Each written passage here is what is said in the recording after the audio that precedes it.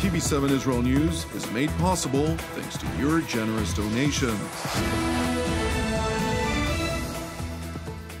Shalom, good evening. This is TV7 Israel News, broadcast to you from Jerusalem. And in today's top stories, Israel rescues over 200 Israeli citizens and local Jews from Ethiopia's conflict-ridden Amhara region. The domestic intelligence agency ISA, or Shin Bet, detained an Iranian Jew who landed in Israel with the intention of spying on sensitive sites for the Islamic Republic of Iran. The United States and Iran agreed on a prisoner exchange deal in yet another instance of the latter's successful policy of hostage diplomacy. Israel, in collaboration with authorities in Addis Ababa, extracted some 200 Israeli citizens as well as local Ethiopian Jews from conflict zones in northern Ethiopia. A total of 204 Israeli citizens and Ethiopian Jews eligible to immigrate to the Jewish state under the Israeli law of return were extracted from the cities of Gondar and Bahir Dar in the Amhara region. Fierce battles erupted last week in Amhara region after local militias sought to resist the federal Ethiopian government's announced decision to dismantle regional forces across the country. The battles, which reportedly caused many civilian casualties, prompted a decision by Jerusalem to extricate stranded Israelis and local Jews who are seeking to immigrate to Israel. After days of both challenging and complex efforts, in collaboration with federal authorities in Addis Ababa, the Israeli Foreign Ministry, in collaboration with Jerusalem's National Security Council and Prime Minister's Office, succeeded to execute a rescue mission for the 204 Israelis and local Jews who found themselves in battle zones that have been cut off from the rest of Ethiopia for over 9 days. The state of Israel looks after its citizens wherever they are.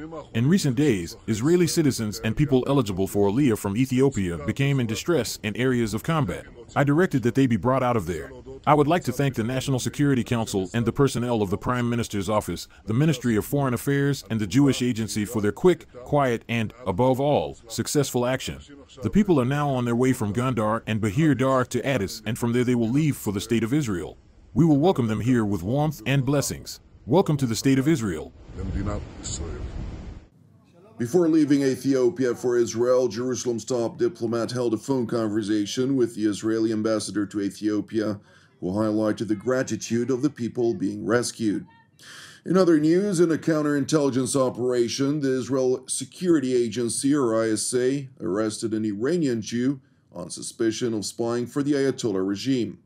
The overnight arrest was made when the Iranian spy, who has family in Israel, landed at Ben Gurion International Airport. Upon exiting the flight, he was detained by the ISA and subsequently interrogated for several hours, during the course of which he confessed that he had arrived in Israel for the purpose of gathering information at the behest of Iranian intelligence. Moreover, according to the ISA, the Iranian spy met with Iranian Defense Ministry officials who briefed him and provided him with tools for conducting espionage before traveling to Israel.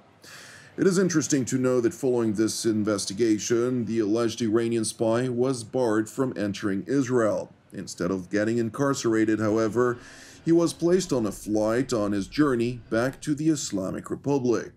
According to the ISA, this incident is part of a broad Iranian effort to facilitate espionage rings in Israel alongside an Iranian disinformation campaign intended to deepen domestic rifts in Israel. The ISA, together with its partners at the defense establishment, continue to work unceasingly with determination to counter any Iranian attempts to operate against Israel, whether through terror, espionage, or cyber. Meanwhile, in the West Bank district of Samaria, IDF, in cooperation with the ISA, operated in the Palestinian town of Tulkarem as part of counter-terror activity overnight. During the course of this operation, which aimed to locate and apprehend suspected terror operatives, a terror cell affiliated with the Iranian proxy, Palestinian Islamic Jihad, alongside operatives of the Fatah-affiliated Al-Aqsa brigades, engaged the Israeli Special Operation Forces, who responded with live fire. And while thankfully no injuries were reported among the Israeli forces as a result of this exchange of fire, one Palestinian operative who was identified as affiliated with the Al-Aqsa Brigade sustained fatal wounds, while 8 other terror operatives sustained separate degrees of injuries. In other news, the United States and the Islamic Republic of Iran have reached an agreement to secure the release of 5 American hostages who were incarcerated by the Islamic Republic on unsubstantiated allegations in exchange for several jailed Iranian nationals who operated at the regime's behest, along with the transfer of $6 billion in frozen Iranian oil revenue. As a first stage of this agreement, which was mediated by Oman and in collaboration with Qatar, the Ayatollah regime agreed to release the 5 dual American-Iranian citizens to house arrest, which, according to U.S. Secretary of State Antony Blinken, serves as a positive step that will hopefully lead to their return home to the United States. Alongside the release of 6 Iranians who, according to reports, were serving prison sentences for violating sanctions on Iran, the Biden administration has also agreed to transfer roughly $6 billion of frozen Iranian funds that are held by South Korea. These funds will be transferred to the Central Bank of Qatar, from which the Ayatollah regime will be able to gain access to pay vendors for humanitarian purposes such as food and medicine. And while the allocation of these funds could effectively repurpose existing money for other activities, Secretary Blinken insists that this deal does not grant Iran any sanctions relief. So this is a positive step, but I don't want to get ahead of its conclusion because there's more work to be done to actually bring them home. My belief is that this is the beginning of the end of their nightmare and the nightmare that their families have experienced. I'm also not going to get into any of the details about what we're doing or engaged on because I don't want to jeopardize the completion of this process and the return home of our fellow citizens. Let me be clear about a couple of things, though. In any event, in any respect, Iran will not be receiving any sanctions relief.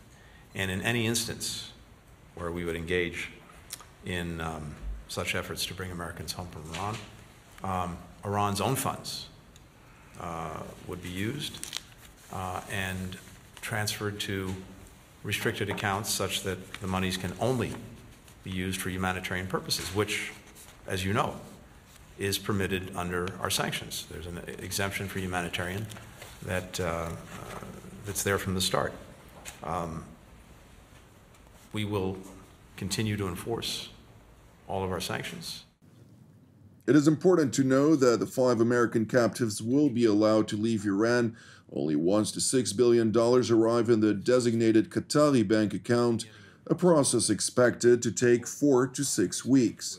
Moreover, during a meeting of representatives of the BRICS nations in Tehran earlier this week, Iranian Foreign Minister Hossein Amir-Abdollahian insisted that the prisoner exchange deal was completely separate from other talks being held with the West, and that the Islamic Republic was ready to move forward with the deal's implementation. Oman and Qatar have been exchanging messages between us and the American side for months.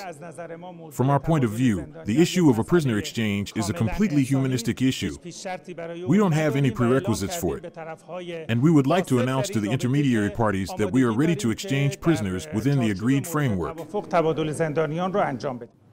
During the course of the BRICS meeting in Tehran, in which the Islamic Republic and Russia advocated Tehran's admission to the organization, Minister Amir-Abdollahian insisted that his country is a reliable and effective partner that obtained new and innovative scientific and technological resources that could add value to the emerging anti-Western alliance. The Islamic Republic of Iran is a reliable and effective partner in bilateral and multilateral cooperation due to its unique geostrategic situation and geographical location. It has massive energy sources, especially petroleum and gas, and it has a cheap and short transportation channel. The country has young, skilled, and professional workers, and new and innovative scientific and technological resources.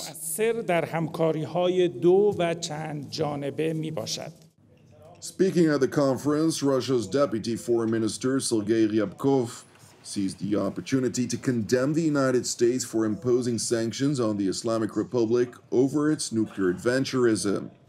Moscow's Deputy Foreign Minister went on to encourage Iran to further advance its nuclear program, yet also warned the Ayatollah regime to do so with caution.